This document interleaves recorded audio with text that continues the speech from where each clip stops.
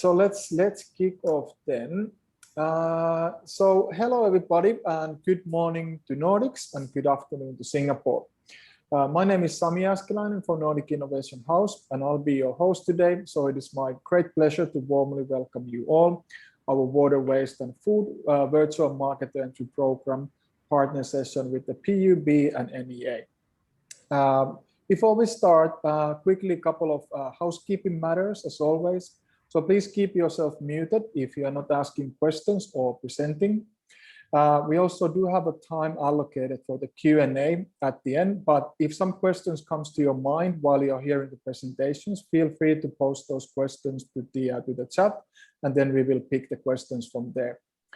Please also then remember to indicate to whom your question is for. This session will be recorded, and we will be sending the recording and all the presentations to all the participants then in 24 hours after this session. So very exciting session ahead today, and let's have a look at then our agenda quickly, which is fairly straightforward. So first, we are very honored to have Mark Wong, who is a Senior Assistant Director from PUB, the National Water Agency, doing the introductions from their side. And after that, we're gonna hand over the stage then to Wai Chong Kwok, who is presenting NEA, who is the National Environment Agency. And then after that, we will hear great 7 minutes pitch presentations from all 10 Nordic companies. And after that, we will still have roughly that 15 minutes time for the Q&A. And for then our partners, and just a quick reminder then how to continue the conversation with our Nordic program participants. So we have created that one-to-one meeting scheduler, and if when you see something interesting and you hopefully would like to continue then and go deeper with some of these Nordic companies by booking a meeting with them for next week, you can just click the link and then book a meeting using this meeting scheduler.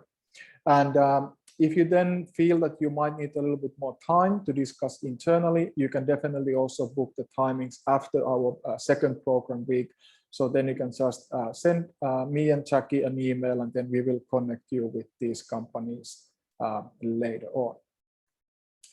Very good. But now, without any further ado, I would like to hand over then the stage to Mr. Mark Wong. Mark, over to you. Thank you, Sami. So if you just give me a second, I'll make sure I get my screen ready.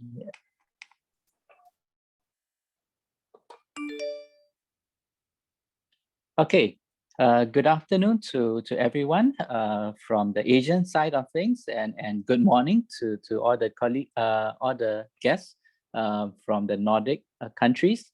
My name is Mark Wong. I'm a Senior Assistant Director from PUB, which is Singapore's National Water Agency.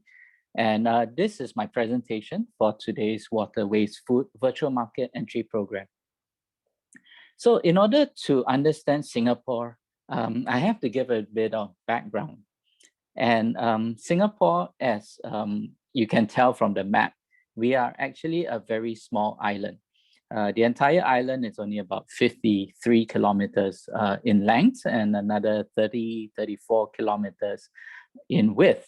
And within that very tiny island state is crammed quite a dense population, so 5.8 million people as of the last census. And this makes Singapore one of the most densest populations in the world. And this explains why that even though we have very high average annual rainfall, so about 2.17 meters of rain a year, Singapore is actually characterized as a water scarce country. So in fact, there is data that shows that we are first in terms of water scarcity from among the countries in the world.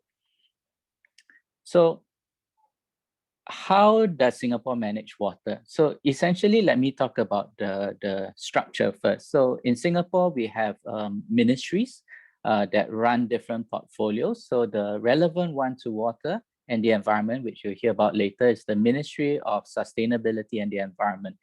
And their mission really is to ensure a clean, sustainable environment and the supply of water and safe food for Singapore. So the Ministry of Sustainability and the Environment has 3 agencies that report to the ministry, and they are the National Environment Agency. My colleague is in this meeting, and he will talk more about NEA later.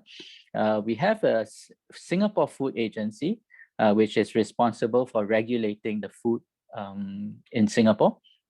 And of course, you have PUB, which is where I'm from, and we are the National Water Agency. And PUB basically, while it reports to the Ministry of Sustainability and the Environment, PUB is required to manage its own funds. So essentially, the PUB operates out of the water tariffs that it collects. So everyone who lives in Singapore has to pay a fee for their water. And that money is essentially what allows PUB to operate, as well as to do all its projects and R&D and do capital investments, those sort of things. So this picture should not be strange to anyone who has gone through a basic science education. This is essentially the standard hydrologic cycle. Starting from the top left corner, you have water falling as rain. This water is collected and it's treated to make drinking water. So that's the cup that you see at the bottom of the screen. This drinking water is supplied to industries as well as to people, right, for consumption. That water is then collected through a network of sewers and brought to a treatment facility where, at least in Singapore's case, it is treated, made safe for discharge, and then discharged to the ocean. But for those who are a bit more familiar with Singapore, they will know that Singapore has done something a bit different. So in 2003, Singapore started a program called the New Water Program, and that essentially taps the water that has been treated after it has been used, and it treats it further and makes it quality suitable for reintroduction. So that's what we call new water. And for new water, this is essentially high-grade treated effluent. It is put to 2 uses. The first is a direct non-potable use. So that water is sent directly to industry for non-potable uses. But a small amount of the water is sent for what is known as indirect potable use, which means that it's actually used to top up our drinking water reservoirs. And that cycle actually adds new water into our drinking water supply. A little bit later in 2005, Singapore also started seawater desalination. So that's the additional circle that you see there. So this represents the new water structure of Singapore, essentially. And I'll talk a bit about it in detail. But first, I want to talk about our principles. So we have 3 fundamental principles in Singapore and PUB. Basically, our 3 principles are: we collect every single drop of water that falls from the sky. For anyone who is in Singapore right now, you realize that we've been getting a lot of rainfall these last few days. And so we've experienced some flooding as well. The second principle is you desalinate more seawater, right, to provide the next additional drop. And then the third principle is that we reuse water endlessly. So in Singapore, at least, water is never used just once. Water is often used twice, 3 times, or even more, okay? And this leads me to our Singapore 4 national tap system. These 4 national taps represent our 4 sources of water. So basically they are water from local catchment, which is essentially rainwater. Singapore also imports water from its northern neighbor, Malaysia. So we import about half of our drinking water supply from Malaysia. I've already talked about having new water, which is our recycled water program, and the desalination. So on the face of it, you might say that, okay, so Singapore has solved its water challenges. To some extent, yes, because we have been able to ensure 100% access to safe water and sanitation in Singapore. We have diversified our water supply with the 4 national taps that I just mentioned. We have constructed new surface water reservoirs. We have created desalination systems. So on the face of it, Singapore actually has successfully solved its water challenges. However, and this is where I want to talk about new challenges, right? So aside from water, there are 4 big challenge areas that I want to mention, and this is what is driving our future R&D. So the first challenge is land. So in my very first slide, I said that Singapore was a very small country. So we have a shortage of land and we have competing land users. So our challenge as PUB is how to supply water, how to supply our services when we are given less and less space to build new infrastructure, to build a new desalination plant. The second challenge is one of population. Singapore, like many countries, is experiencing a population that is aging. So the workforce is actually starting to shrink in terms of its numbers. Okay. Another area of challenge is that the public is also increasingly more sophisticated and they have higher demands. So they are asking tougher questions from PUB because they want to make sure that their water is safe. There are other economic challenges arising from the fact that our economy is still growing. The thirst for water is still increasing. So currently today, slightly more than half of our water is used for industry. But when we project into the future, we expect that almost 70% of the future water demand is going to be coming from the industry. And how do we supply that water? The fourth and probably the most critical challenge would that be of long-term climate change effects, right? So just like over the weekend, we saw some flooding, we are seeing more and more extreme weather events, and we are projecting that potentially there could be a rise in our sea level by as much as 1 meter by the end of this century. So those are the national challenges. There are also specific challenges with regard to meeting the demand for water. So by 2060, our projections say that we need to supply 2 times today's current amount of water.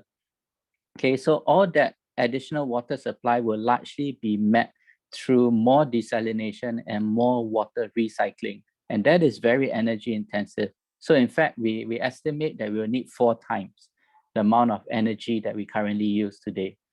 And together with all that, we would also generate more waste. So the sludge that will be produced from all this activity, we expect it to also double. So the challenge that my PUB, my R&D challenge has been, is to set ourselves this target.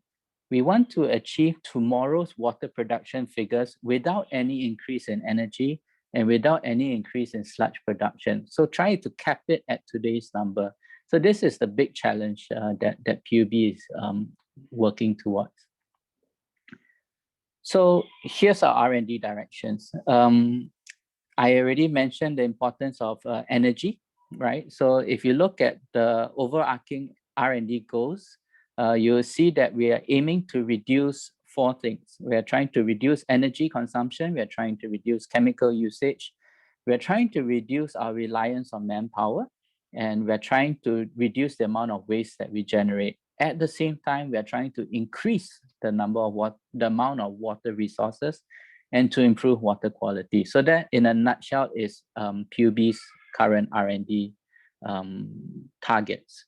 And we believe that we can achieve this through partnerships and collaboration. So very much like what we are doing today through the Nordic Innovation House. We are trying to forge new collaborations with technology providers like yourself. So this slide shows a picture of all the people that PUB works with. This includes like the local academic institutions, so the universities and polytechnics in Singapore. We have been growing our own local batch of local water companies, right? So there are some companies that you see here, like Semcorp, you know, and Dayan, Keppel, for instance. We are also very keen to work with overseas institutions and overseas partners. So hopefully after today, we'll be able to add a few more logos to this slide and have more partners and create more solutions together. We have a technology roadmap, and we have identified within each branch of water management, we have identified certain targets and goals. I won't have time today to go through everything, but I will focus on the last three, which is coastal protection, water reduction and resource recovery, and digitalization. So for coastal protection, we already saw a picture on the rooftop of Marina Barrage. This is an aerial view on the Marina Barrage. This is a 3-in-1 attraction. It serves a function of creating a drinking water reservoir, protecting Singapore against floods, at least the city area against floods, and also it's a lifestyle destination. This is called the Marina Barrage. So when we look at climate change, I've already mentioned that we anticipate that the sea level will rise. And so we are looking at how to protect the infrastructure in Singapore against rise in sea level. We are also looking at how to preserve the water quality of Singapore. When we expect the temperature to rise, we expect that there'll be some impact to the water quality. We may see more blooms of algae, for example. So these are two areas that we want to work on. Another area is decarbonization. So if you look at the total emissions profile of Singapore, both primary and secondary, the portion occupied by water and waste is actually quite small. But as a responsible citizen, you know, PUB feels we need to do our part to ensure that our carbon emissions are not only capped, but we're actually trying to see if there's a way to actually bring the numbers down. Moving very quickly, talking about resource recovery from wastewater. So Singapore already recovers water as a resource through our new water program. We have in recent years been looking at the energy from sludge. And so we've been trying to increase our biogas recovery with the aim of within the next 5 to 10 years, trying to make all our wastewater treatment systems self-sufficient in terms of their operation, so they don't require any additional energy. We are also looking at what we can do with the sludge. Okay, so whether it be biosolids or whether it be some form of reuse as a construction material, we haven't quite figured that out yet, and we are looking for solutions in this area. And then, of course, there are other beneficial things like phosphorus, bioplastics, human health products that have been reported and that have been piloted at different scales. These are all areas that PUB is interested to pursue. In terms of digitalization, we recognize there's a need to solve the manpower issue through digitalization. So we have 5 technology enablers here under what we call the Smart PUB program. And that's the digital twins, artificial intelligence, the use of analytics, the construction of autonomous systems, as well as the utilization of the Internet of Things. Okay, so we can have a longer conversation about this, but I'm a little mindful of my time.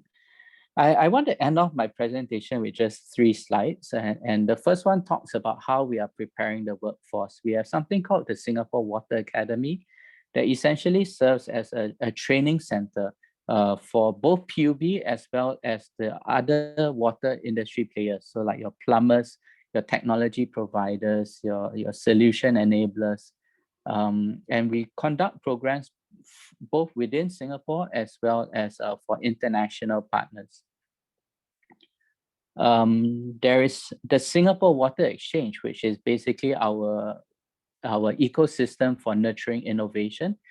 We have constructed a new building for this. So it's a specialized space located in Singapore, which enables startups, water companies, university spin-offs, international and also international companies to come to Singapore, start a small office and start to work with PUB as well as the other local water partners on and get new business going in the area of water. So if you look at the slides, you would see that there are already a number of water companies that have come in under the Singapore Water Exchange.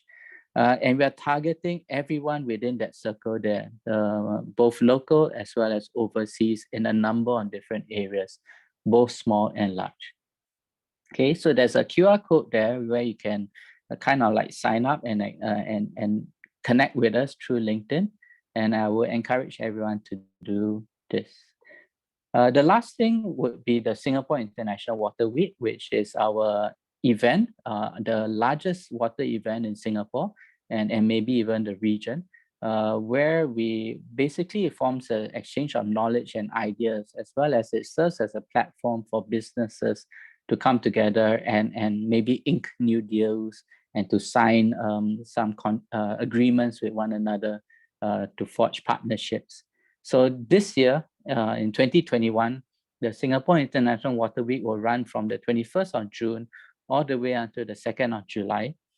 It will be a hybrid event. So there'll be some activities that will be done in person, and there are also online activities. And I will encourage everyone to have a look at the Singapore International Water Week website and to sign on for the programs that you're keen on.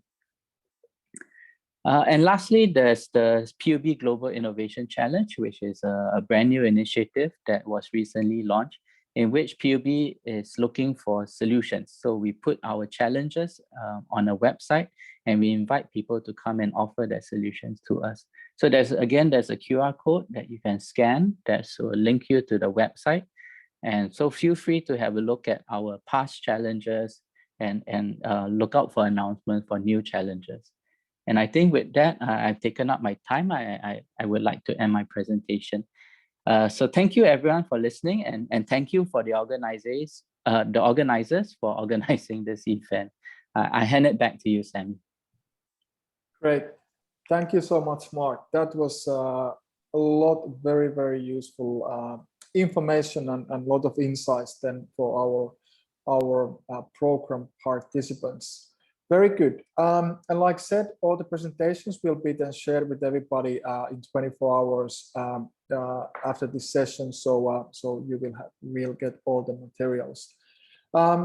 Excellent. Now I would like to then hand over the stage to Wai Chung Kwok, who is the Deputy Director at the NEA. So without any further ado, over to you. Hi, good afternoon. Thanks, Sami, for the introduction, and also good morning to some of our friends from the Nordic sector. So my name is Kwok Wai Chung. I am the Deputy Director from the Industry Development and Promotion Division of Singapore and National Environment Agency. As my colleague Mark has shared, we are both statutory boards that are under the Ministry of Sustainability and the Environment. So there's also the third statutory board that looks at the food supply, the whole chain from the beginning to the end. Okay, next slide, please. So this gives you a snapshot of what we look like about 50 years back. Okay, then the next slide. So fast forward 50 years. So we've come quite a distance, and it was quite an incredible journey, transforming ourselves from a third world country into what we have today.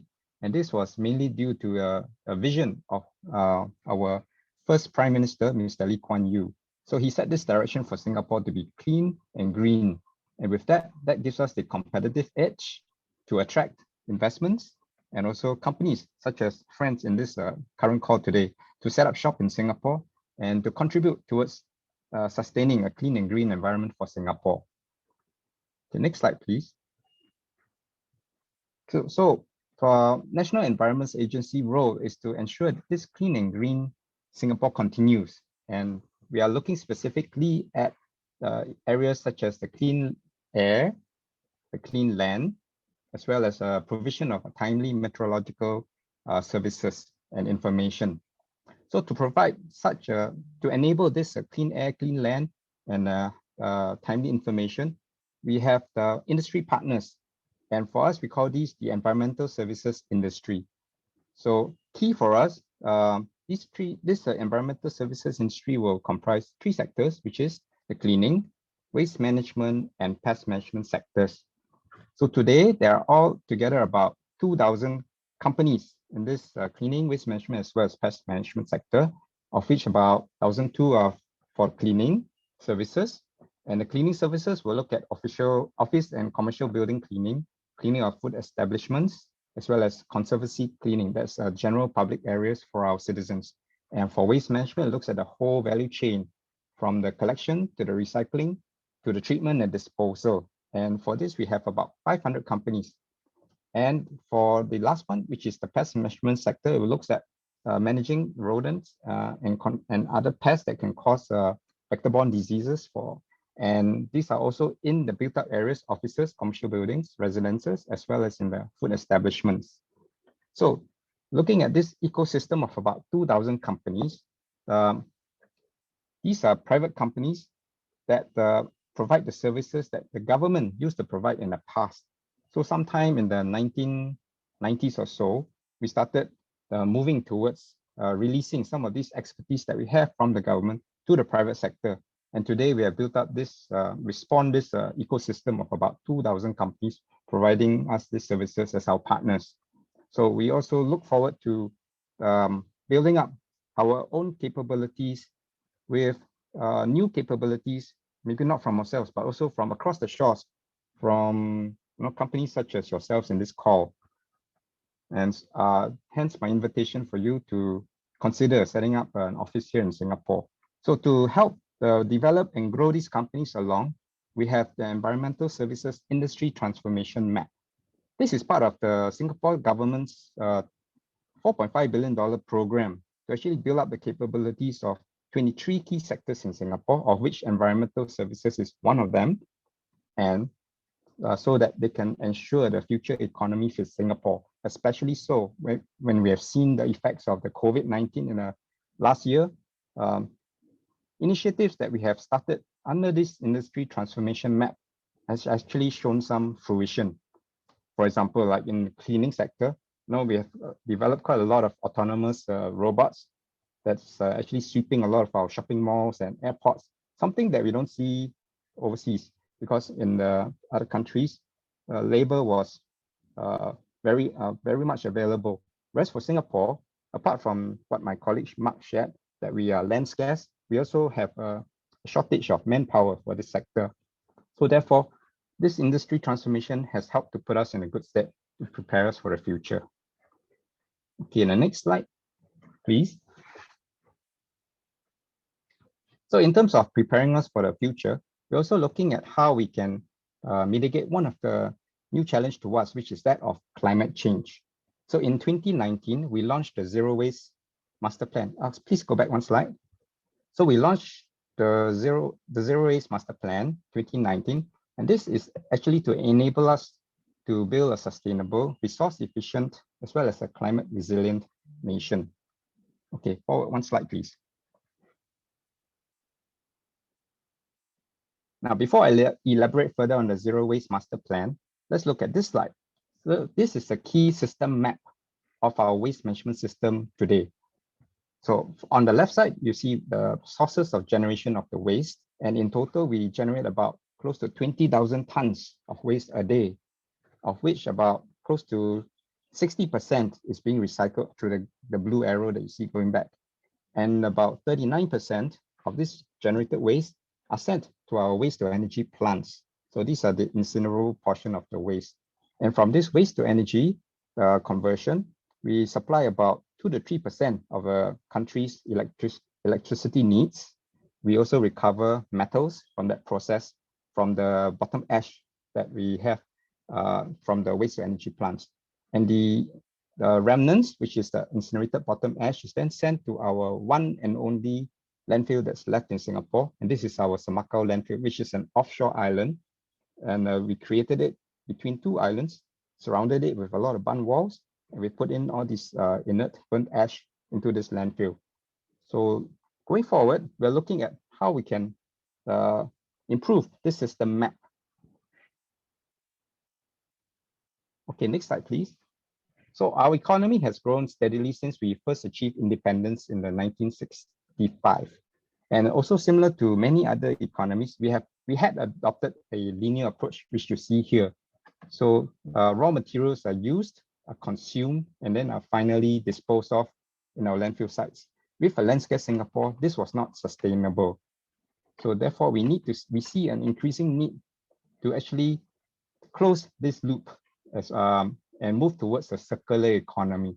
And our main goal under this Zero Waste Master Plan is actually to look at how we can minimize the amount of materials that's going into our Semakau landfill, which I mentioned just now, so that we can extend this lifespan of this island to beyond 2035. Because for us, we are going to be really challenged looking at new islands that we can dispose our incinerated bottom ash by then. And of course, with this, we hope to also achieve our 70% overall recycling rate. Okay, next slide, please. So under this Zero Waste Master Plan, it looks at three focal areas, which are three key waste streams. One of which is the food waste. The others being the packaging waste, which includes your plastic, paper, and cardboard, etc. And the third one being the electronic waste stream. Over the last 10 years, food waste generation had increased about 30%. So by 2018 or 19 or so, we had reached almost 800,000 tons of food waste generated per year. Over 80% of this food waste is currently being sent to our waste to energy plant. And 18% of this is being sent for some form of recycling. Okay, next. Yeah, sorry, go back one slide. Yeah, okay, so you see the mandatory food waste segregation for treatment from 2024. This is mainly because food waste in our recyclable streams actually contaminates the whole batch of recyclables and makes this unsuitable for recycling. Therefore, we came up with the Resource Sustainability Act, which is to mandate segregation of this food waste so that it could, for one, enable us to recycle better, and two, enable the uncontaminated recyclables for the other type of materials that we recovered. Okay, next slide. So in essence, this how we want to achieve this is actually through a three-pronged strategy in closing the food waste loop. So the first two strategies is actually looking at the prevention of this production of food waste, starting with the source, that is prevention from the point through outreach programs to get the citizens to order less, waste less food, and produce less food waste. And the second is how we can redistribute some of this food before it actually becomes waste. For example, like your supermarkets, you might have some kind of products that has passed the best before date, but they are still edible. So these are then redistributed to others so that we can flatten this demand curve.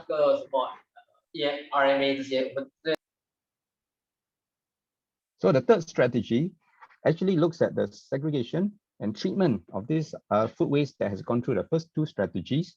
And for segregated and homogeneous food waste, we are looking at how we can turn this into something that's usable.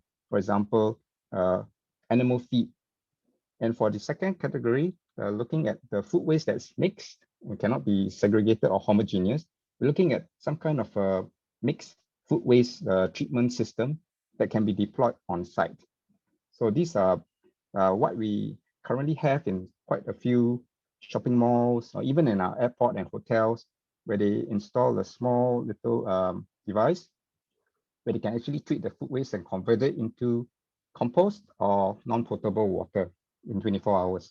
And the third is looking at the dedicated facilities to treat some of these mixed food waste, and one of which will be coming up in our Tuas Nexus, where we will have a larger scale system. Okay, next slide.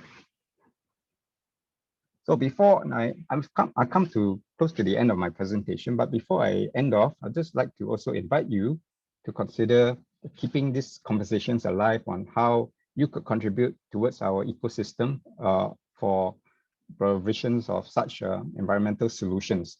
And that is through our Clean Enviro Summit Singapore, which we organized together alongside with the Singapore International Water Week that my colleague Mark has just mentioned, as well as with the World Cities Summit. So our event will look at how we can focus at sustainability for growing cities, especially with this climate change mitigation in mind. And for key sectors that we're looking at and solutions will include the waste management, cleaning, pest management, sustainable energy, as well as pollution control. New items that we're looking at, or new sectors that we're looking at, are the sustainability solutions that contribute towards decarbonizing, as well as also newer types of energy production. And key for us will also be for disinfection systems. So with that, I'd like to end my presentation and extend this invitation to you to consider participating next year, either through showcasing of your solutions or participating in our discussions. Thank you very much. Thank you so much, Wai-Chung. Okay, Nordic companies, now you have at least 2 big events in your calendar already, so invitations are pouring in from Singapore. This is only the first week and first session. Thank you so much, Mark. Thank you so much, Wai-Chung, for all these really, really valuable insights and information and data.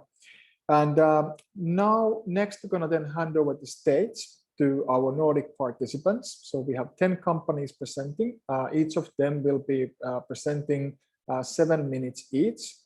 And our first group is 5 companies focusing on wastewater related solutions, mainly on the industrial wastewater related solutions. Then the second group is 4 companies around solutions around organic waste. And then the last group is group number 3, where we have 1 company focusing on river cleaning solutions and how to build ecosystems around it. But now, without any further ado, I'm going to hand over the stage to Devako, and we have Tony Franti presenting them. Tony, over to you. Thank you.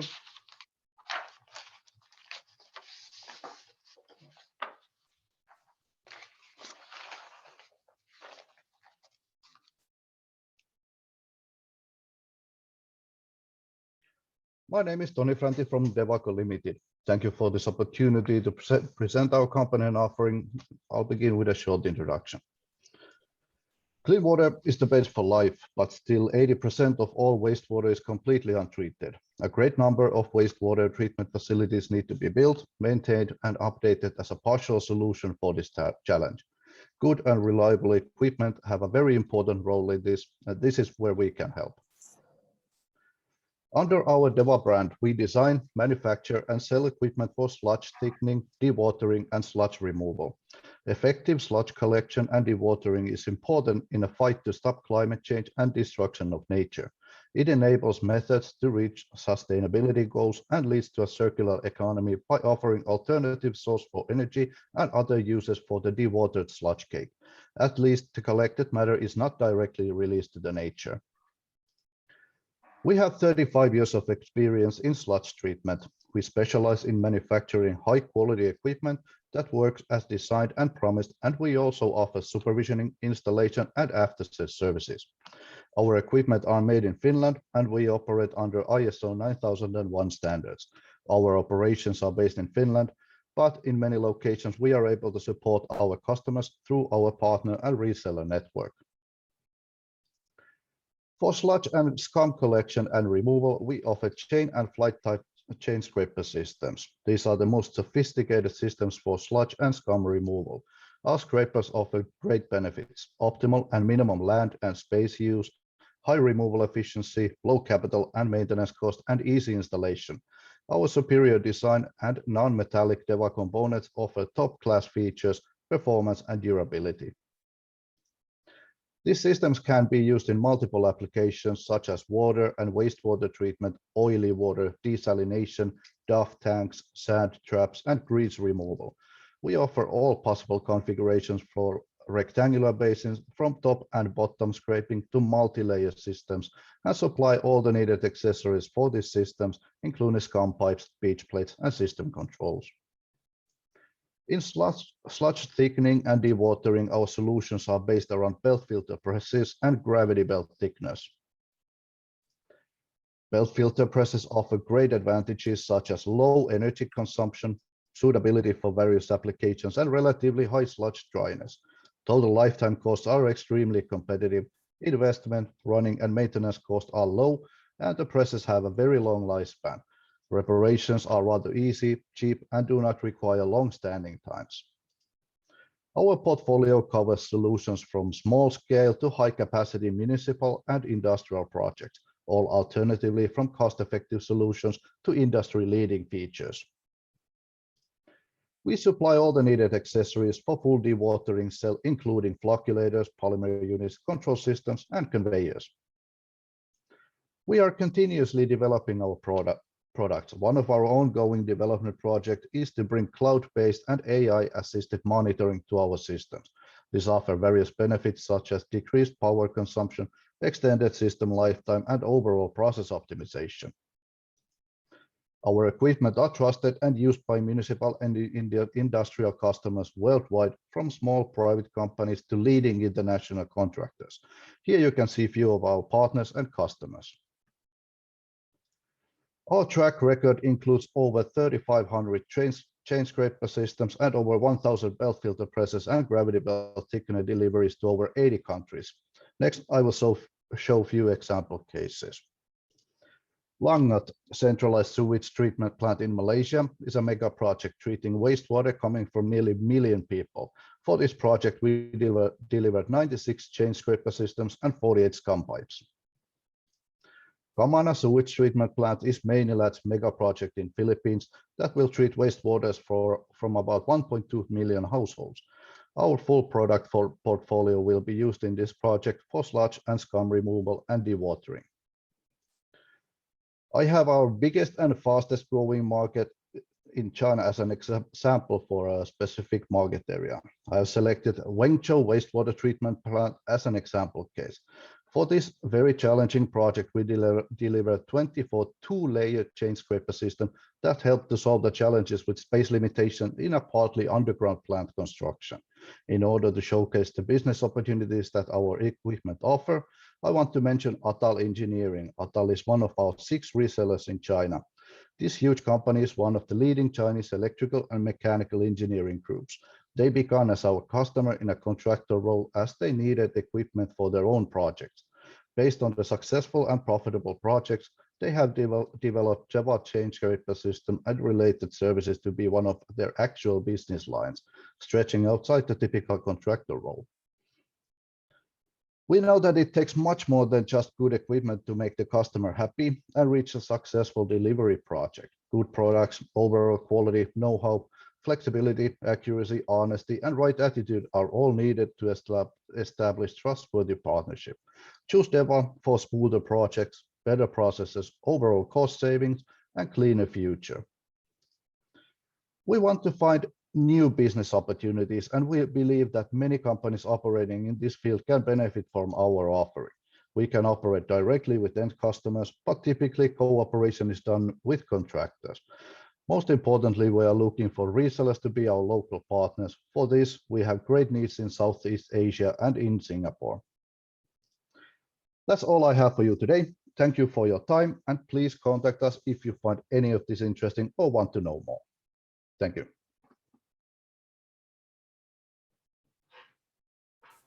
Great. Thank you so much, Toni. That was very, very powerful presentation.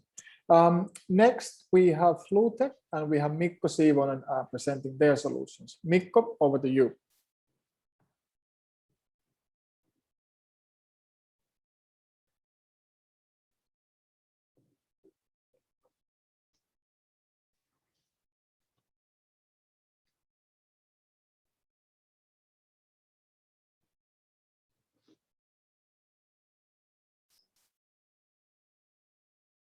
Mikko, are you muted? We cannot hear you.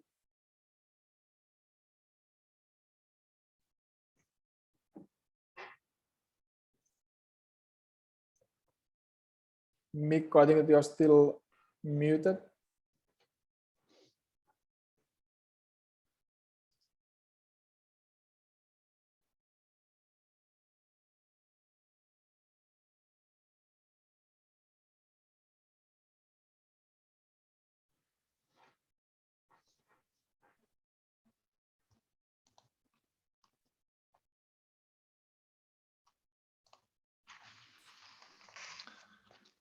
Okay, sorry. Good afternoon. My name is Mikko Siivonen. I'm CEO of Flootech. Do you hear me now? Yes, stage is yours. Okay, good. So Flootech is a Finnish-based company with over 50 years experience, over 1,000 installations globally for water management in industrial and power plants. We are Finnish-based, but we have a global presence through our partners around the world.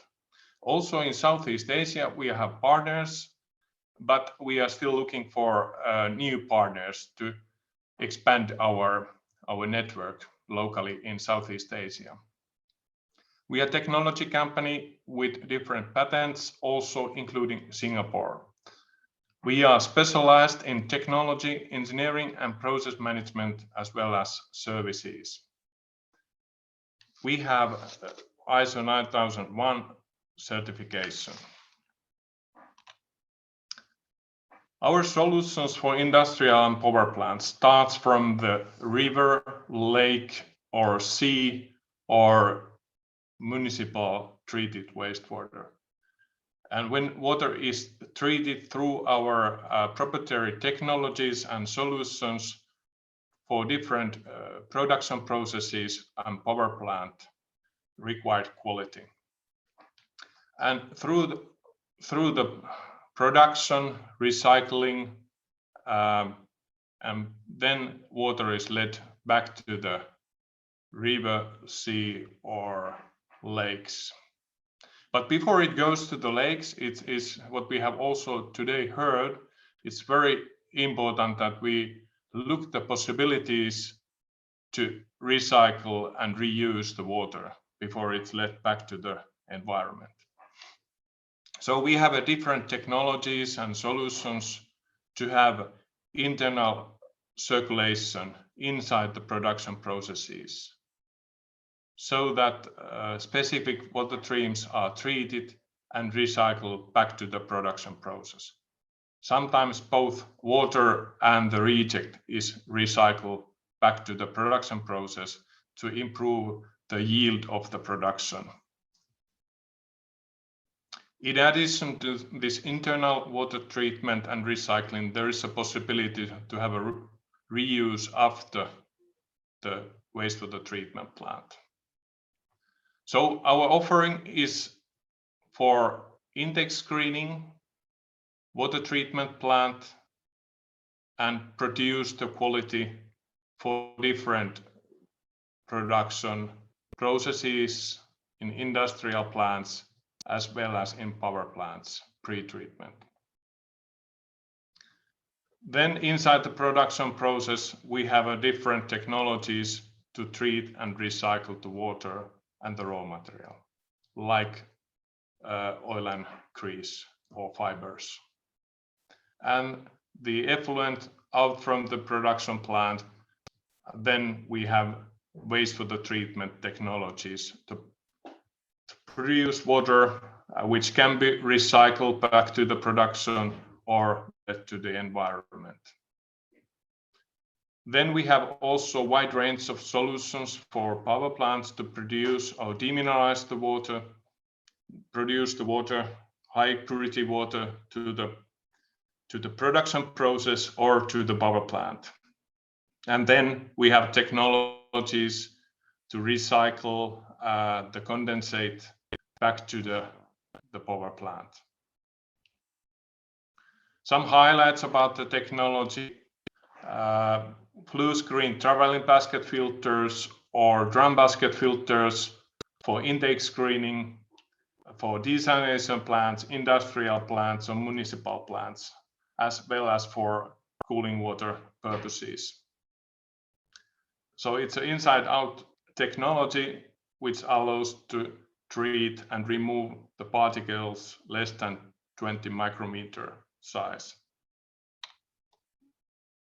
References for the intake screening: example of drum basket filters treating the lake water with capacity of 10 cubic meter per second, meaning 864,000 cubic meter per day, including all the pre-treatment filtration and drum basket filters. Other example to treat seawater is from the Neste oil refinery, where we have the 2 traveling basket filters to treat 8.3 cubic meter per second capacity.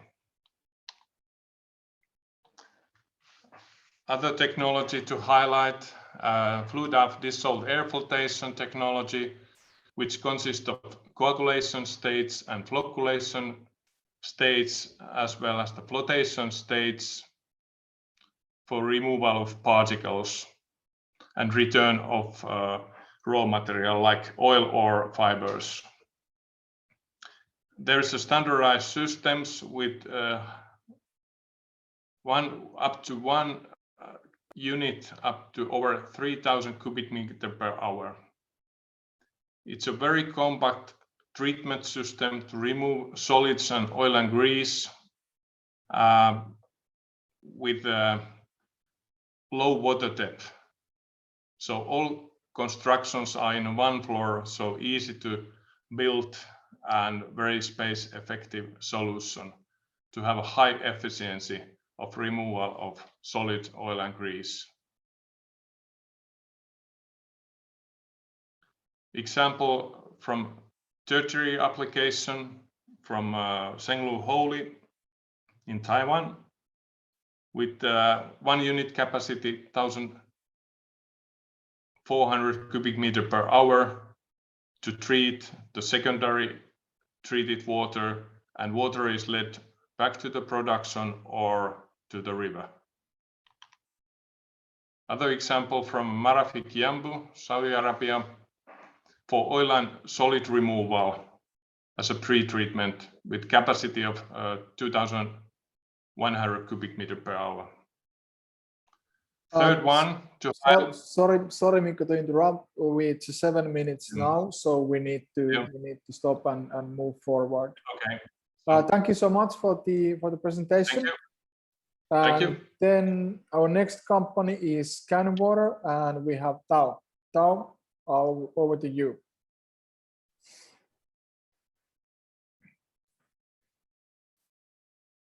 Yes, can you hear me? Yeah, and we can see your screen, so go ahead. Yeah, good morning and good afternoon. My name is Tao. I'm the Sales and Marketing Director at the Scandinavia Water Technology. So who we are? We are a Norwegian company, and we call Scandinavia Water Technology, and in short, ScanWater, a private-owned company based in Norway since 1985. We are part of Massimilian Group. So Massimilian Group is owned 100% by the management, established in 1922, around 117 employees, and about 100 of them are engineers. So Massimilian owns company in Norway, Sweden, Finland, Estonia, Latvia, France, and China. In total, about 15 locations. So what ScanWater specialized in providing? We provide solutions in humanitarian aid and municipal preparedness, and also water solution. It is a turnkey-based project. So increase of urban population imposed higher environmental challenges to the modern cities. At the same time, cities must optimize well-being and minimize its environmental impact.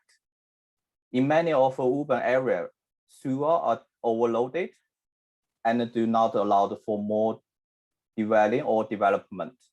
Addition, through the current handling of the organic household and the toilet waste, on the one hand, valuable resources are lost, and on the other hand, stress the handling and treatment infrastructure.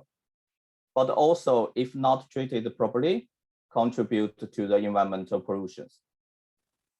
So what we have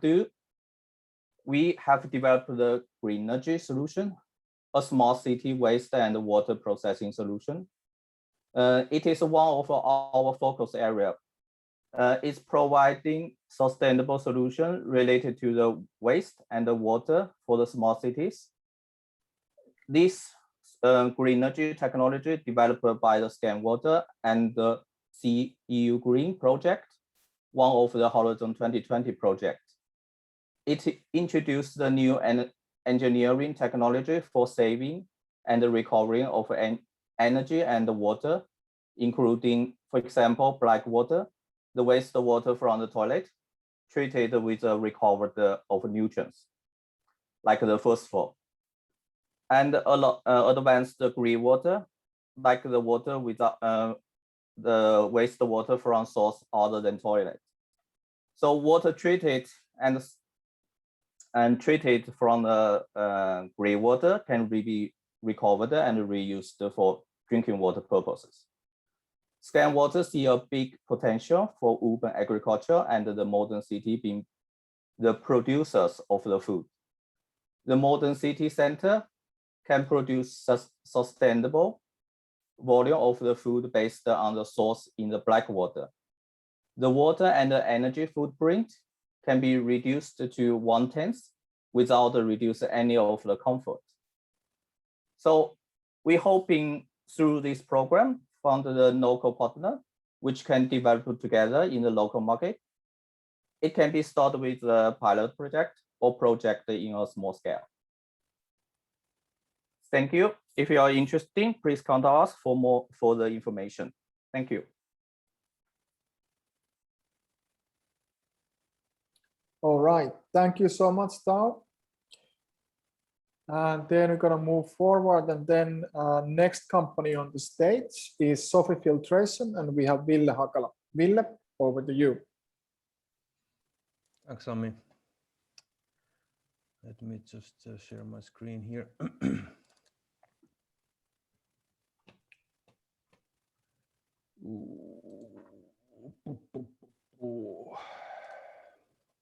Sami, can you see it? Yep, all good. Stage is yours. All right. So, hello everyone. Happy to be here. My name is Ville Hakala, CEO and co-founder of a company called Sophie Filtration, and we have developed an innovation in industrial water filtration. Now, water is going to be an issue for us, a challenge, like everybody knows in this call. And what we are tackling is the industrial side of it, and we advocate the reuse of waters. So short-circuiting waters for minimal liquid discharge or zero liquid discharge. So one often comes across in processing industry, for example, to large streams of water that contain very fine particulates that do not settle efficiently with gravity. So here is one example of a zinc refinery here in Finland. On the left-hand side, you see a bottle with this cloudy substance, which is a calcium carbonate. And on the right-hand side, you see a filtrate coming through our Sophie filter system with 10 micron screen.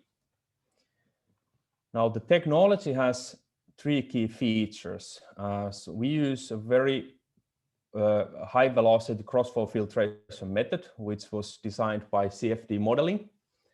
Then we use sustainable filter elements, so metal wire mesh filter elements, so it doesn't require those disposable cartridge filter or bag filter changes.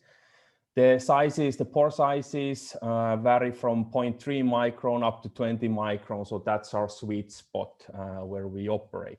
And then thirdly, we have a very powerful self-cleaning system. So we have an integrated ultrasonic resonator together with the air-assisted backpass. So the system automatically self-cleaning. It's a mechanically self-cleaning system, so it doesn't require chemicals to use. So all in all, this means that the system can operate in a remote location without operator attention. We can actually have a remote monitoring and control for it. Now, the scope of our services include lab testing, so we can take a 50-liter sample to a lab and test it, for different applications. So it's a general filterability testing. Then we move to field testing. It can be 2 weeks with the compact size system to get long-term performance. Then is the delivery, then is the after-sales services, which can be, for example, this remote monitoring and control methods. This is how it would look in a very, very general view. So we have a system, for example, treating discharge water. We analyze the quality of the feed and the filtrate data, and we have a back loop for our system performance, so it can actually in time develop system AI capabilities to optimize performance. In Finland, the cases that we have been running typically, so the water tariffs were mentioned today. So the industry would pay €1 for a fresh water that they take in, €2 for a wastewater that they discharge. Meanwhile, if they use technologies such as SOFI to reuse their water, they can cut down that cost to over 90%.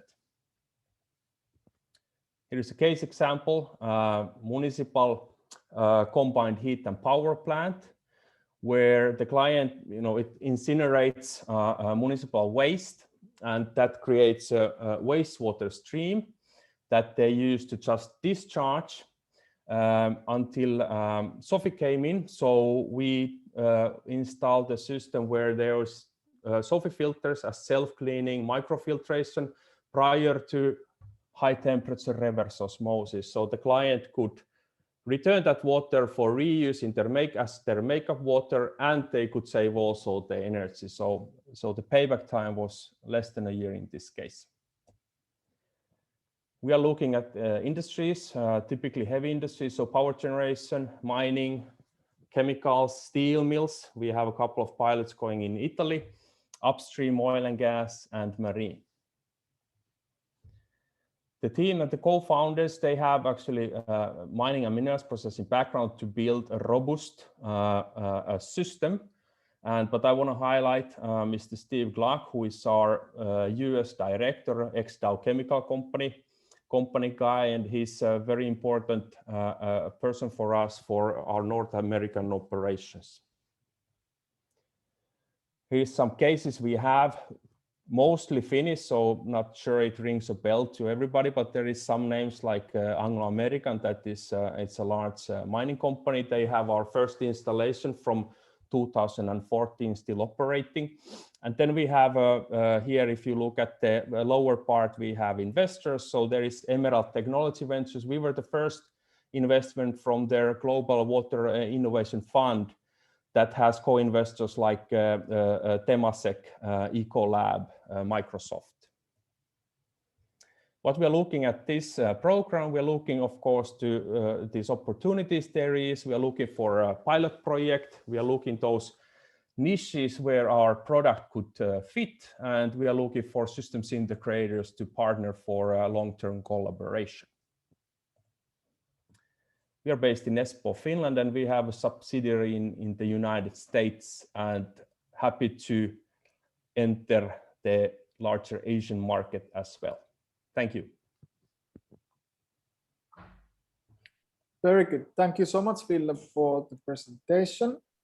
And next one, we have Valmet and we have Heli Kairala presenting. So Heli, over to you. Hello everybody. I will take the presentation. One moment.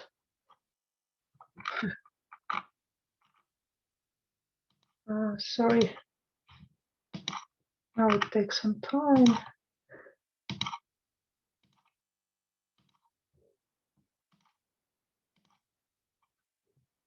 Okay, here we go.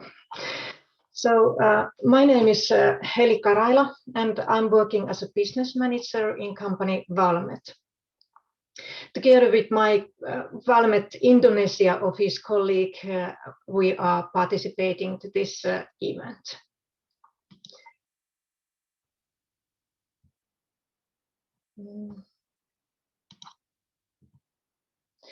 Valmet is a global company.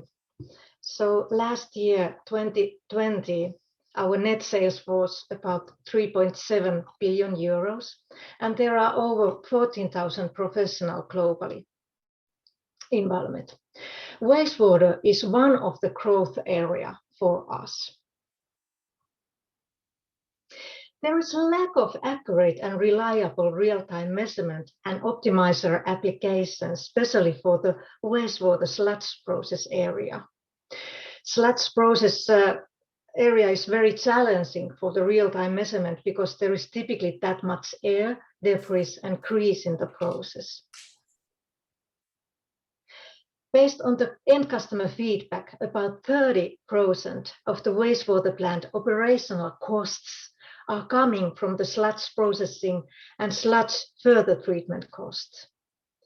And because of lack of this reliable real-time measurement and optimizer application, the processes are typically controlled based on the visual look, laboratory analysis, and manually. So there is really a place and need for reliable measurement and controls. So Valmet has answer for this need. So we have reliable and accurate real-time measurements and optimizer solutions available. And this is based on the over 50 years measurement technology development, what we have done especially in the pulp and paper industry. And what is very important, so we have not only moved these technologies from the pulp and paper sector to the wastewater area, but we have further developed these real-time measurement technologies that they really fit to the wastewater processes need. We have over 2,000 real-time measurement references available globally with excellent results. In order to get full benefits of the advanced real-time measurements, Valmet has developed also sludge dewatering optimizer application that optimizes solid content at the centrifuge, minimize the solid content in the centrate, and maximize the solid content in the dewatered sludge, and also minimize the polymer usage. With Valmet DNA DCS automation application, it is possible to automate the whole wastewater process. Valmet DNA includes process optimization, information management, environmental reporting, and condition monitoring. For Valmet, it is very important to support end customers via services during the whole life cycle in order to get the best performance from the process. And with Valmet Industrial Internet Solutions are an important part of our offering as well. Valmet solid measurement applications are specially used here in the sludge process area, and we cover all the sludge or solid measurements need in the wastewater sludge process area. The Valmet Industrial Internet Solution combine advanced monitoring of the wastewater plant, data-driven optimization, and remote services from Valmet Performance Center into comprehensive solutions. The purpose is to efficiently utilize data and Valmet expertise to provide tangible benefits for our customers. We have a lot of reference cases available, and here are a couple of those. So this is coming from Finland, Tampere Viinikanlahti, and in this application we were able to reduce the centrate solid amount by 50%, increase the solid amount in the dewatered sludge, so it was over 30%, and in the same time the polymer usage was decreased with 50%. Here is other case from South Africa, and in this case we were able to decrease polymer usage by 20%. In China, we have nowadays over 200 cases available, and here is one of these cases, and from Shanghai. In this case, the customer ordered real-time measurements to the primary sludge area as well as to the sludge dewatering area. Here are still some cases what our customers have said. So and results. So from USA, customer reported $1.2 near savings annually. Less polymer, 50% less polymer at the sludge dewatering, 50% less circulating material inside the plant, so the capacity of the plant can be optimized. Hundreds of tons reductions in CO emissions, and payback time can be as short as a couple of months. And of course, the saving depends on the size of the plant. In Singapore area, we have a couple of cases available, and these are still in the early phases, so we don't have a report available from those one. And it was mentioned about the Singapore Water Week, and Valmet abstract was accepted. So we are going to have a presentation there as well. In the Singapore is the water hub to the Asia market area. So we at this event, we really want to promote our benefits and to find out new business partners, new customers, operators, new business partners like EPCs, distributors, engineering office, and service providers in Singapore and in the Southeast Asia area. So thank you on behalf of me to have this possibility to tell about Valmet solutions, and here are also our contact names. Thank you. Very good. Thank you so much, Heli. And that was the last company from the first group. And now we're going to shift the gears more, covering solutions around organic waste. And basically, the first company is Artas Fin, and we have Evren presenting their solution. So Evren, over to you. Thank you. Let me share my screen.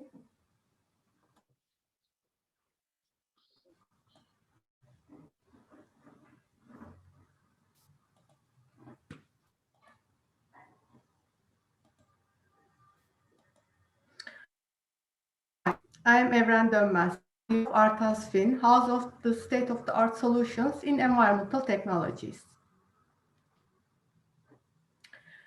Artas Fin R&D expertise is capitalized on 40 years of engineering and manufacturing legacy of Artas sister companies in Germany and Turkey. We design, produce, and implement water, waste, air, and bioenergy solutions. We drive change towards circular economy. For that very reason, we cover all 4 aspects of the environmental technologies. In water, we deliver pretreatment, filtration, softening, desalination, demineralization, and ultra-pure water production. In waste, we deliver physical, chemical, biological, anaerobic, aerobic, attached growth systems, or MBR technologies, together with sludge digestion and dewatering. Equally, we have flue gas treatment and bioenergy solutions. This is one of our client testimonials. To that customer, we delivered a customized, tailor-made, fully integrated solution, kind of Lego blocks. It also gives our customers the comfort of having one soul responsible for all environmental needs. Our technologies solve problems dealing with access to clean water for drinking in rural and urban settings, water treatment for specific industrial use, wastewater reuse and recycling, wastewater and sludge disposal, organic waste management, waste gas treatment, and renewable energy from waste. We have experience in projects catering for 100 to 100,000 people. Our philosophy is providing integrated, modular, customized solutions operating with renewable energy. Our products include ARTO reverse osmosis unit, ARUF ultrafiltration system, ARMO mobile ultrapure water treatment plant, ARPAC activated sludge-based sewage treatment system, RMBR membrane bioreactor-based biological wastewater treatment system integrated with solar panels, KIMPAC chemical wastewater treatment system, RDES chemical and biological desulfurization and flue gas treatment system, ARMUD compact and modular biogas system. As a perfect example to our integrated and holistic approach, this is a 5-star hotel resort where there is limited road access.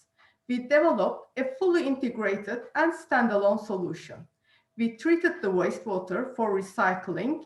We took the sludge, gardening wastes, and together with the biodegradable kitchen wastes, we feed them into our compact biogas plant where we generated biogas. The generated fertilizer at the outlet is completely safe to be used at recreational areas of the hotel. With our RMBR solution, we provide very high quality treated water that can be reused for many purposes. When integrated with solar panels, the system can work as a standalone solution in remote areas. ARMUD is our compact biogas solution that can be used both as a sludge and organic waste digester. This is a water desalination and demineralization plant that we delivered to Siemens, where we used our ARTO and ARUF systems. We do have a mobile water treatment system named ARMO. ARMO is ultimately designed as a plug-and-play system. It meets either potable or ultra-pure water needs and can be easily relocated and deployed one location to another. It's a perfect system to meet urgent and unexpected instant water demands. We also provided containerized water treatment plants for the International Committee of the Red Cross in order to produce potable water in Juba, South Sudan. This project has a potable water production capacity of 12,000 cubic meters per day, which meets the demand of 80,000 people living in the region. That's a good example how much we can go beyond expectations with a fully containerized solution. As a stationary and integrated solution, I would like to give you the example of the plant that we delivered to POSCO. We delivered raw water and demineralized water treatment system together with industrial and sewage wastewater treatment system, which was designed with MBR technology. As I'm approaching to the end of my presentation, I would like to highlight this municipal wastewater treatment plant. This plant was designed with fixed limb attached growth activated sludge technology. The bacteria grows on the submerged plastic media, and with this particular design, we treat the same amount of wastewater in 1/3 of the space needed of a normal activated sludge plant. As a one-shop solution provider, we design, manufacture, implement, and operate fully integrated solutions without any third-party intervention. This is what sets us apart from the other solutions in the market. Our edge allowed us to cater diverse portfolio of customers. We have designed and delivered solutions to international companies and NGOs globally. We chose Singapore as a hub to scale up our technologies and operations in Asia. We see promising opportunities in the region. In Singapore, we have already engaged a local representative. We see the future in Asia and would like to partner with prestigious entities both on the public, private, NGO, and venture capitalist space. We are looking for opportunities to deploy our proven containerized and integrated solutions, partner with leading players for stationary solutions in Southeast Asia. We look forward to working with you. Thank you. Very good, Devon. Thank you for your presentation. I heard your alarm there, so it is very well matched with the 7 minutes. Yes. Excellent. Okay, let's move forward then. Next, we're going to hand over the stage to Eric and Ivar presenting N2 Applied and Reclima solution. Eric, over to you. Okay. Thank you.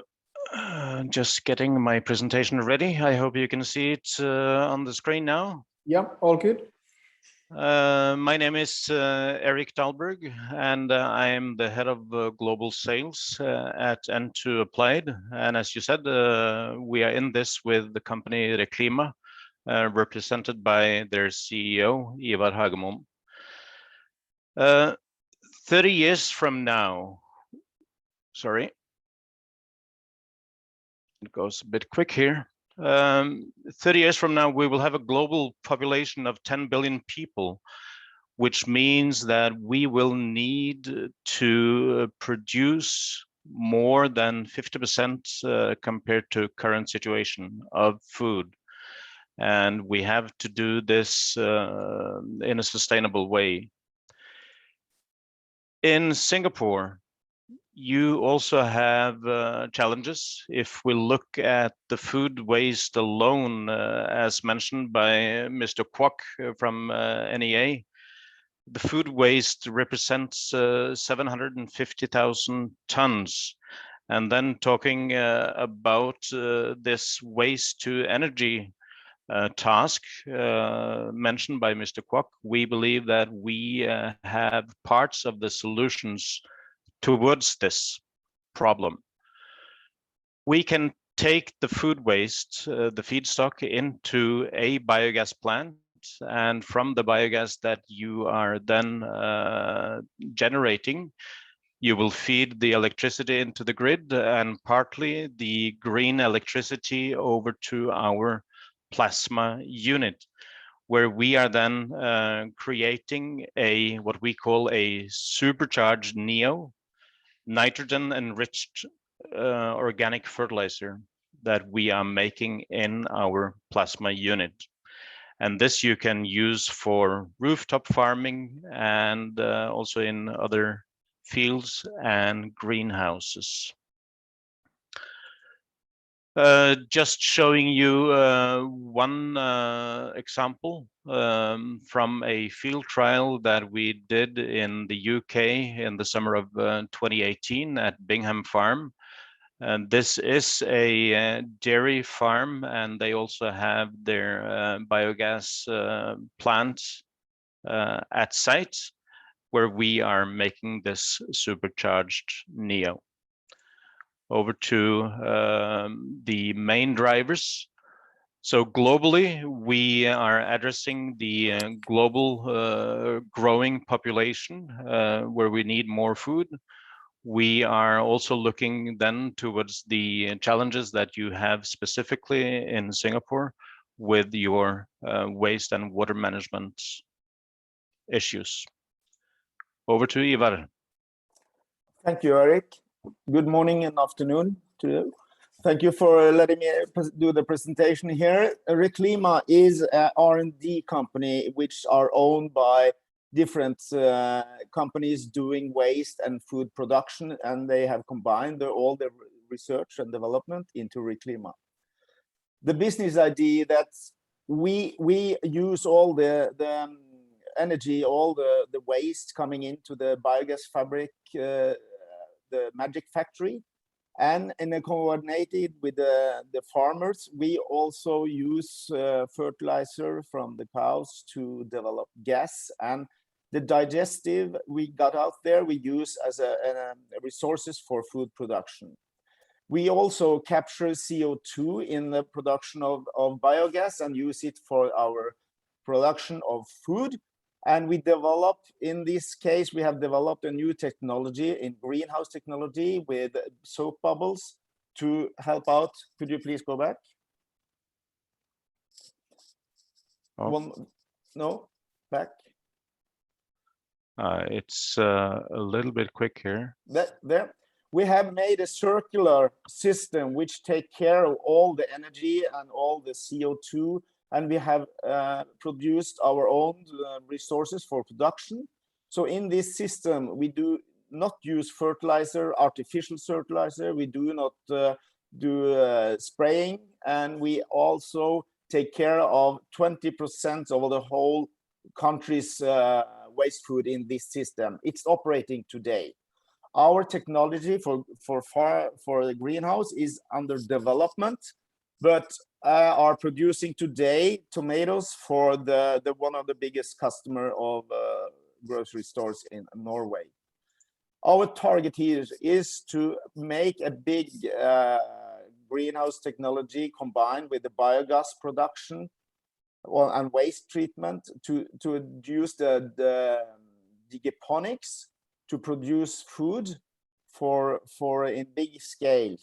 We see this is necessary to make a healthy food in the future, but also it's necessary to take care of the digesting coming out of the biogas. And also we see the technology of fertilizer is wearing out the soil.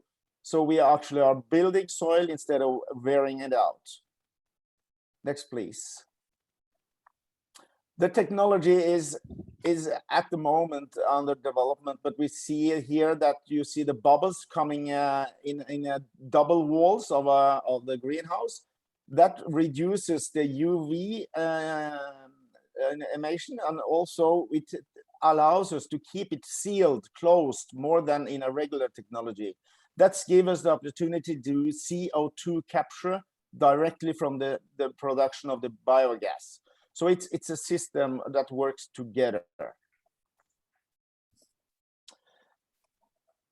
As an R&D company, we are looking at the next level of use now. So we see that you can scale this up as an industrial solution on bigger area, but also we are looking at solutions to do it downscaling. So you could make like own the less industrial space needing, and we can do it on a rooftop growing too.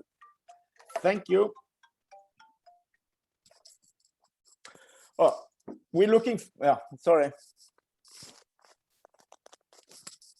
Yeah, just a slide mentioning what we are looking for in Singapore. We are both companies looking for investors. We are looking for distribution partners in the region, and also access to influencers. And here then NEA proves to be an interesting entity that we would like to engage with. Thank you. All right, thank you so much, Eric and Ivar. And our next company is also coming from Norway. We have Ole presenting Norsk Biogas. Ole, over to you.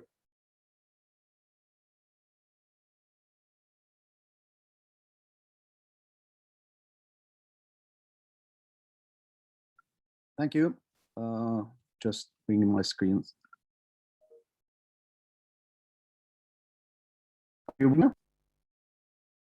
Semi, can you hear me? Yeah. Okay. Good afternoon, ladies and gentlemen. Thank you for showing interest in Norsk Biogas. I start my presentation asking the question, why pre-treatment?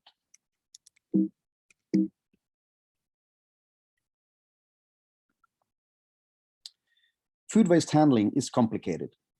It's complicated because it involves several disciplines, technologies, and attitudes. There are four main sources where food waste occurs, all with their distinct differences, both in terms of composition of the waste itself, but also in terms of internal handling, collection, and logistics in use. This complexity, paired with partly opposite interest, create an environment where impurities always will occur. So contamination is the problem. The end product from pre-treatment of food waste is an energy-rich slurry we normally refer to as substrate. Through the biological process in the digester, biogas and digest is produced. Beside the impurities in the substrate may cause processual problems, it is the generation of digestate that worries the most. Digestate is first-class natural fertilizer where all nutrients are kept intact. It is obvious that a contaminated digestate neither will nor should be accepted in agriculture. Stricter standards are under elaboration, especially focused on the problem that arise with micro and nanoplastics. I have been within the recycling industry for more than 2 decades, most of them in the waste to energy sector. During that period, we have seen many different technologies and designs of pre-treatment systems in use. As far as I understand, are the 2 observations and concerns that need to be addressed in this context. First, most, if not all, system designs are different. Second, the content of degradable matter that follow the reject due to insufficient separation in most cases is significant. It is reasonable to think that there over the years has been a lack of focus on pre-treatment in general, leading to insufficient solutions. However, we observe that the industry now have come to terms with that pre-treatment is a bottleneck that must be focused more seriously. In my mind, there are no doubt that there is possible to purify food waste many different ways. The problem is that many processing steps is investment intensive and drive OpEx high. Simplicity, solidity, and standardization is our way of thinking, and we feel we have cracked that code. The BICEP has proven its efficiency and sturdiness over more than 10 years in operation. The machine works in a batch-driven process based on a patented centrifuge principle. As you can see from the prestanda, it's a multi-source machine with the capacity to process liquid and solid waste. The machine performs in 3 steps: separation, reject cleaning, and reject drying. Since the separation do not involve any form of cutting or size reduction, the amount of microplastics are to a minimum. We strongly believe in standardization. The fact that a fixed process design enables a more scientific approach in regard to development and trim of the system. It enables exchange of data and data mining from all plants in operation, in addition to cooperation and training among operators of the systems. In short, the system consists of the following equipment. We have an in-feed hopper, a shredder that serves the purpose of opening packaging and prevent larger metal parts and the like to enter the system. Magnet, removal of ferrous metal, and we think that eddy current, we will test that to remove non-magnetic material. And then we have the separation steps it's a BICEP step 1 and BICEP step 2. The difference is that the screen in the bottom of the machine are different. Conveying system, basically spiral conveyors and pumps. The system is fully automated and may be controlled remote. Average throughput in this configuration we see here, 1 shift is 20,000 tons yearly. Until now, we have installed 7 pre-treatment systems in Scandinavia, basically 2 municipal-owned waste facilities. Service and maintenance are carried out in combination where the operators by themselves perform the task or in cooperation with our service team. 3 of our installations are planning for an extension and multiplication of BICEPs this coming year. All plants are used as showcases and to a certain extent, training grounds. I presume you already know the basics about our company. Let me just add a few things. Norsk Biogas was funded solely on the invention of the BICEP technology and the BRIO pre-plant process design that I soon will present to you, or I already have presented to you. Last year, we decided to involve ourselves in developing pre-treatment solutions for other complex waste streams as well. An example of this is derelict fishing gear, which is a huge problem worldwide and where efficient recycling solutions are not yet to be found. Through the cooperation with Polar Metallurgica, we also get access to expertise and equipment geared to the dry part of the recycling industry. Altogether, this will enable us to develop further and give us direction in the years to come. Except for our home market, Scandinavia, Norsk Biogas aim to play a role in the coming food waste shift within the EU, where more than 47 million tons of food waste need to find its way to the digesters. We believe our technology and way of thinking fits the task in hand perfect. The Southeast Asia region, as we see it, is a matter of cooperation and long-term thinking. The region are in various stages of development in terms of economy, legislations, etc. In addition, we know from assignments in Bangladesh and Korea that the waste itself is very different from what comes out of the European mill. This calls for a SAA-based partnership. We strongly believe the right partner also can play a role in our European and Scandinavian market, where we talk about products, services, or competence alone. What are we looking for? To be able to operate in any market, in addition to the technical products itself, one need marketing capacity, a sales force that can find and contract business opportunities, a strong engineering capacity, basically within the discipline of process engineering, and finally, with a financial capacity to meet tendering requirements. Recycling of food waste involves all 9 of UN's sustainability goals. Let's do it the right way. Thank you very much for your attention. All right. Thank you, Ole. Okay. Next one is a company called Terra Marine, and we have Turleif Ugland.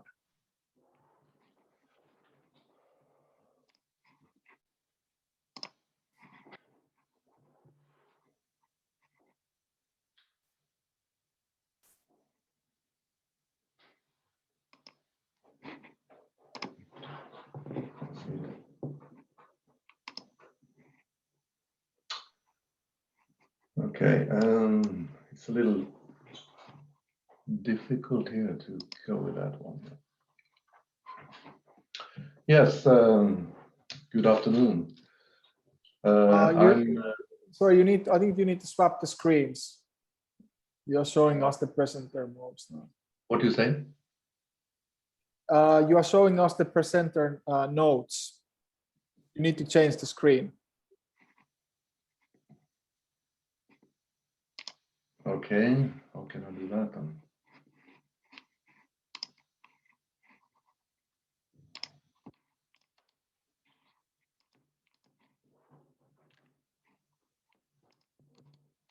I don't know how to do that.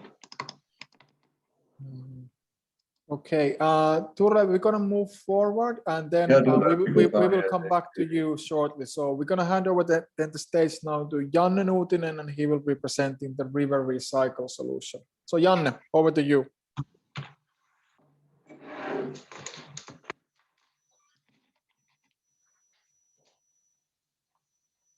Janne, you are muted.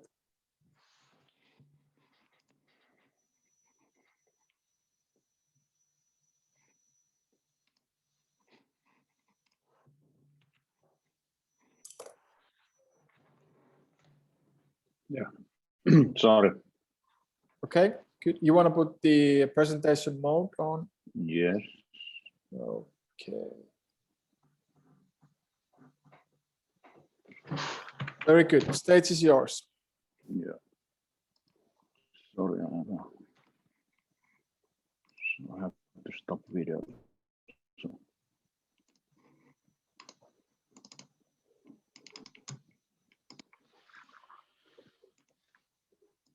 Yes, our company RiverCycle cleans the rivers, recycles plastic, and provides waste management. My name is Janne, and I'm a Chief Operating Officer of RiverCycle. A few words about the problem that we are currently solving. Well, this slide may be familiar to many of you, but it illustrates the problem and from which sources the plastic waste ends up in the oceans. However, about 90% of all the plastic waste that reaches the world's oceans gets flushed through the rivers. Littering windblown waste, industrial waste, and municipal waste. Once the plastic gets into the sea, it decomposes very, very slowly. And if current pollution levels continue, plastic will outweigh fish in the ocean by 2050. So who we are? Our key team consists of 12 individuals who bring on board significant experience and expertise in their respective fields. The headquarters are based in Helsinki and Singapore. Local operations are managed in India, Indonesia, Thailand, Philippines, Nigeria, and Vietnam by local team members. River Cycle is established 2019 by Mr. Anssi Nikola, and the second largest shareholder is Lamor Corporation, also Finnish company. Lamor is a global leader in marine oil spill recovery, and the references include the deep water horizon cleanup in the Gulf of Mexico. Lamor's team includes about 1,200 people around the world, and it's also an important resource for River Cycle when we'll need it. Our goal is to stop over 60% of ocean plastic accumulation by establishing 500 river cleaning and plastic recycling points on the banks of the world's most polluting rivers. We have developed a global river cleaning as a free service business model and the system which removes plastic waste from heavily polluted rivers.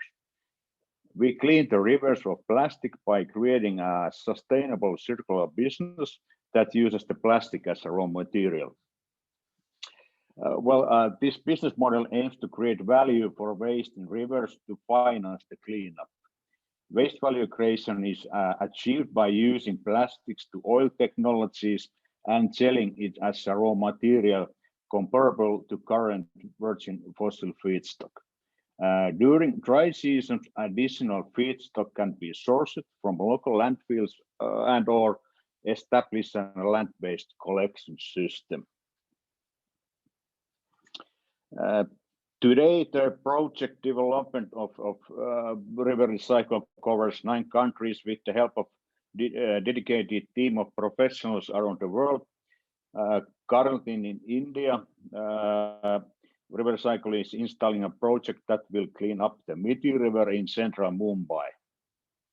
The team expects to catch up to 50 tons of plastic waste daily and preventing it from flowing into the ocean. We are also building a project in Citarum River, Indonesia. The Citarum River is one of the most polluted rivers of the planet. The project is expected to retrieve between 70 to 200 tons of plastic waste from this heavily polluted river on a daily basis. So what we're offering for Southeast Asia, we will take care of funding, arrange for the manufacture, transport, the installation of the river cleanup unit, arrange for the installation of the pyrolysis unit with the technology providers, arrange for necessary trainings to operate and maintain the machinery, handle the sale of the pyrolysis oil produced. So what we are looking for in Southeast Asia, of course, dirty rivers. Rivers and waterways that often have a high volume of floating plastic. And there should be also a local interest in the river being cleaner, for example, in national level or municipality level. And then we need, of course, feedstock. Alternative feedstock will be needed to keep the pyrolysis operation going on when the river plastic is low, like during the dry season. And also a local partner. So we can also implement project in 2 ways: river cleanup and pyrolysis, and or pyrolysis unit only. So in Singapore, for example, there are not so much dirty rivers that we can clean up, but we could create a value in the circular economy waste management as well as field of chemical recycling for Singapore needs. We also have heard that Singapore has a passionate goal to chemical recycling 1 million tons of plastic waste. Our team has a high level of expertise related to recycling as well as petrochemical, so we are happy to help. So our expectation in Singapore, we are investing in collaboration, networking, and new opportunities, and especially in piloting opportunities, project partners, investments, and so. And well, thank you, and looking forward to one-on-one meetings. Great. Thank you so much, Janne. All right. Turlev, how we're doing?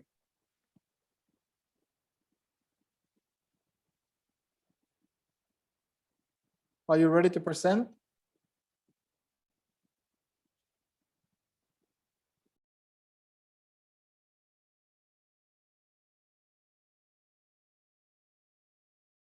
Turlev, are you here with us? Okay, I think that he dropped off. All right, let's see if he's coming back later on. But okay, there he is. Apologizes for the technical challenges here. Hello, Turlev. Welcome back. You're muted.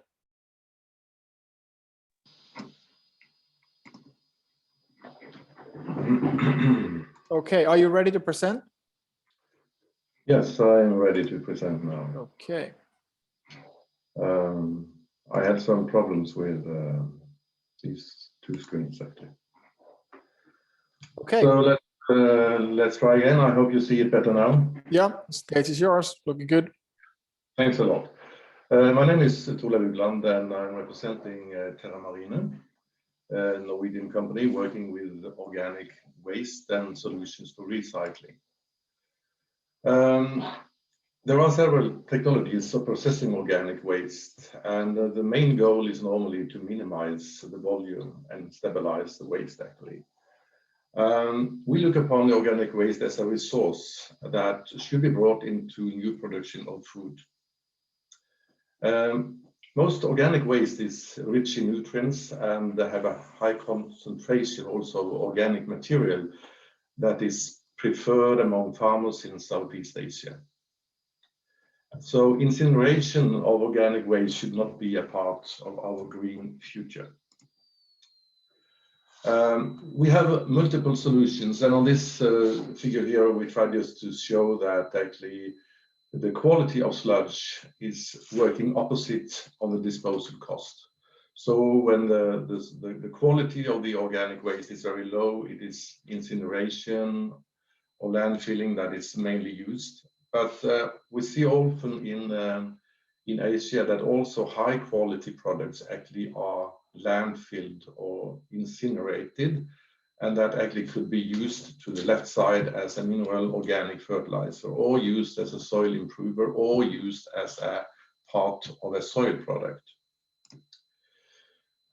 What we do actually is that we evaluate the waste according to the quality. And then we speak about typical things like heavy metals, bacteria, organic pollutants. And then we discuss the further potential of treatment with the waste owner. And we take the responsibility for bringing the organic waste back to farmland as a fertilizer and then closing the cycle. We do also have some kind of partnership with companies that are delivering sun drying systems or low energy drying and also pelletizing systems actually to complete the solutions if that is a demand actually to take the sludge or the organic waste further. We produce organic, mineral organic, organic fertilizer from this based on the organic waste, and we upgrade it so it works well as a fertilizer. And there are a lot of things that needed to be done actually to make it dilutable and make it the best way of using for the farmers. And we have a wide range of different recipes for different crops in the tropical area. We are also working with liquid fertilizer that might also come from some of the waste, especially from the food processing industry. That might be some products that can be used as a liquid fertilizer, and we are also using that today. We have a company in Vietnam, actually, where we actually are using or exporting from Norway and other countries most of our organic fertilizers that are produced from different kind of waste as a solid, biosolids. It is waste from the fish farming industry. And what we see in this typical picture is that when we are using our organic fertilizer, we get an extraordinary change in how it looks like in the fields. Because there is a lack of organic material, there is a lack of organic nutrients in Southeast Asia due to the climate, the high temperature, and also overuse of chemical fertilizers over many years. So our main market is actually Vietnam. It's quite close to Singapore, where we have two companies with experts within marketing, logistics, finance, and R&D. So we are importing organic fertilizers to Vietnam from Norway, Japan, Denmark, Qatar, and South Korea. And we are organizing container transport to Vietnam, where the raw material are further processed if needed, and repacked before we sell it to customers all over Vietnam. In Vietnam, there are 60 million farmers actually, so it's a huge market actually for fertilizer. And our sales team are active in the field, advising farmers and promoting the products. So then we can say, why Singapore? And Singapore has a very good reputation in Southeast Asia. And products from Singapore will be welcomed in the farmers market. And our analysis of organic waste from Singapore shows high quality with low heavy metal content, and that is well suited for use as organic fertilizer. So we are ready to go in dialogue with companies that are looking for better solutions for their organic waste. And then we will evaluate the quality and look at the market potential. And the goal, of course, is also to reduce the cost for our partner. And we give our partners a better story with full recycling into new production of food. So when it comes to PUB, what I have put here is actually what we can offer is actually zero waste from the sewage sludge sector. We have been looking into Changi and see that the sludge there has a very high quality, the same quality as in Norway that we are using as a fertilizer there.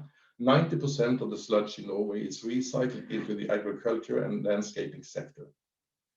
And at Changi, after the drying process, we can actually see that that product can be used instead of being incinerated. And we would then either make a full fertilizer in Singapore or transport it to Vietnam for using it as a commodity in a fertilizer production, where the demand for organic material is very, very high. And I think this one actually fits well into the Singapore Green Plan 2020-30 from trash to treasure actually. So thanks a lot. That's a short input from my side about what I see as a good potential in Singapore. Very good. Thank you so much, Thorleif, for your presentation. And we still have some time now for the questions. So maybe I hand over the stage back to Mark and NEA team. So if you have any questions from our Nordic companies.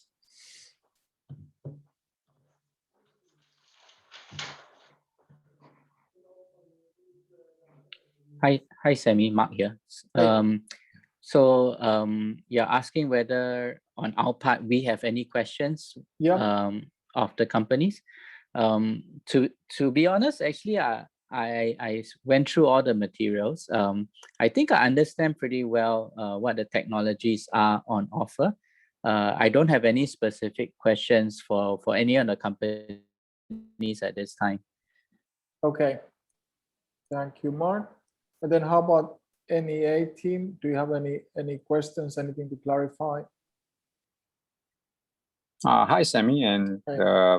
friends from the Nordic countries. Thank you for your presentations on the food waste and the recycling systems. These are quite interesting for us. Glad to know that you have such solutions as well. I think we have a few developments that are in the pipeline, looking at the municipal level type food waste recycling systems that will be probably in our TWAS Nexus. So perhaps our team there might connect if they or sign up for the one-to-one meetings should they have the interest. Just for myself, I was looking at some of the solutions for the plastic waste cleaning from river. That's quite a noble thing, yeah. So that's also interesting that you are providing free service to clean up river. That's wonderful. Was mammoth task, and I commend you for it. Then on the part on the chemical recycling thereafter, yes, we are looking at chemical recycling, but it's actually plastics from our main waste stream that's actually going to the waste to energy plants. We're not sure how we can extract some of these plastics, but yeah, we can discuss further on this. Yeah, thank you very much. Okay, thank you so much, Mark and Wei Chung. How about then our companies? Do you have any questions for Mark or then the Wei Chung NEA team?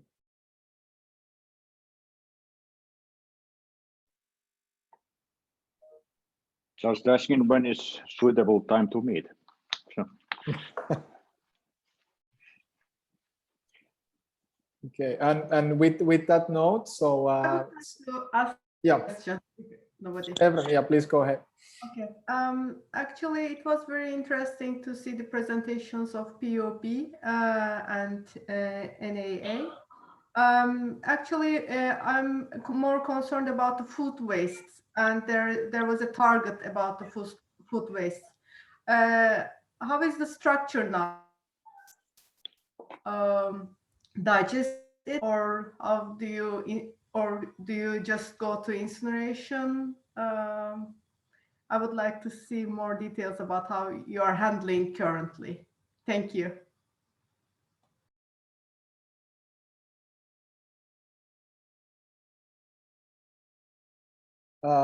Wei Chung, would you like to take that question? Sorry, could you repeat that question again? Yeah, it's about the waste to energy, yeah? Yeah, the handling of the food waste currently. How do you handle it currently, the food waste? Okay, maybe I'll take on the two different streams. From commercial premises and large premises, they are required to now report how much food waste. So that means they are already starting to segregate. And these are premises that, if I'm not wrong, have a revenue of more than $10 million. So they're pretty large premises. So they'll separate the food waste. And these separated food waste are then either treated in dedicated food waste pilot plant that we have worked together with our PUB colleagues. It is a co-digestion with sewage sludge. Or the smaller scale type of food waste that's generated is then also treated on site with some small digesters, converting it to water or compost. Now for the remainder of the other food waste, about 80% of it in Singapore, currently it goes down to a common chute into a compactor bin. And all these are then brought to our waste to energy plants. And we are just mixing it together with the other type of waste, and we are incinerating it and converting it to energy at this point in time. Yeah. Okay. Because I saw very much similarity for our Armut for the co-digestion of the sewage sludge and food waste together as a compact biogas system. So that was quite interesting for me to hear about your current engagement on the subject. Thank you again. Thank you very much for the question. Thank you. I have a question to raise, please. Yeah, Ola, go ahead. wonder how has there been any consideration whether if you convert the food waste to energy, whether it should be to electricity through CHP or upgraded to biofuels? I mean, the amount of waste you gentlemen are referring to is equal to 7.5 million tons of diesel equivalents, but the usage of the energy, has that been a discussion within the Singapore authorities? Yeah, okay, thank you for that question. So yeah, I think you're asking about is waste to energy the most efficient way to treat the food waste to get energy out of it? Definitely no. But we started with waste to energy because it was on a need basis. We needed to take care of all the huge amounts of waste that's being generated on our very small island. So we needed to get rid of it fast and efficiently so that it doesn't decompose. Because food waste in Singapore actually smells after 1 day or so. So our key concern in the past was get rid of it as quickly as possible, extract as much energy as we can, and get some byproducts out of it. So that's why we started with the waste to energy plants. And now that we have solved that problem about growing mountains of waste, we're then looking at what's the best way to take care of these different waste streams. So therefore, now we are looking at food waste. Is waste to energy the most efficient? Which I think is probably not. That's why we're looking at separate systems for food waste, taking it away from the main waste stream. What can we do with it? Can we use a biosystem to treat the bio waste, which I think will make more sense. Yeah. Thank you. May I raise another question as well?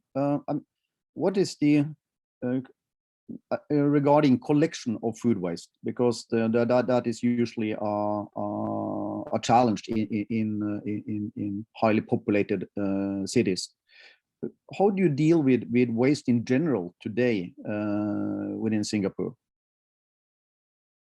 I mean, in regard to the logistics about it, because they are using heavy trucks to collect the waste, or is it curbside solutions, or yes? So Singapore is unique. We have more than close. I think I would say that all our waste are being collected in Singapore, and it's either recycled or treated. So in that sense, we collect all the food waste either in compacted bins or some places be treated on sites. So to help in this collection of food waste, we have this 500 or so companies, which I mentioned earlier. These are providing services. So they provide compactor bins that they put at the foot of each commercial buildings or inside the residential buildings. And the residents or the tenants would then just throw the waste and it goes down the chute into the compactor bins directly. Now, in some areas, of course, they have more advanced systems. They're using pneumatic systems so that to transfer it over 1 to 2 kilometers to a common bin center. So this is how we collect all the food waste. And from there, the companies will then bring this food waste or general waste or mixed waste to our disposal sites. Right. Yeah. Thank you very much. Okay, I know that we are running a little bit over time. So maybe then if we have any questions from our side, maybe Mark and Wei Chung, perhaps we could then deliver those to via email, and so then we are not eating your next meeting time. But at this point, I would like to thank you, Mark, and the whole PUB team, again, being part of our program and meeting our companies. Also, Wei Chung, thank you so much for you personally and for the whole NEA team being part of our program. And yeah, so thank you so much. And we will stay in touch and continue conversation then later on. Thank you, Sami. And thank you again and your team for organizing this. It was actually a very useful and informative session for PUB. So yeah, and we look forward to any inquiries, whether it's through email or one-to-one meetings. We are game for that as well. Okay, great. Thank you so much, Mark.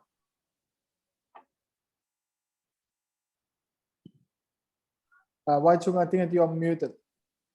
Oh, I'm very sorry. Thank you for sharing all the good work that coming from the Nordic companies. And of course, when we do organize our innovation or grant calls, we will keep you all in mind, and we'll reach out probably to Sami and Riku and the team. Yeah, thank you very much for that. Yeah. Great. Thank you so much, everybody. Have a nice day ahead. Okay. Thank you. Bye-bye. Thank you. Thank you. Bye-bye. Thank you very much.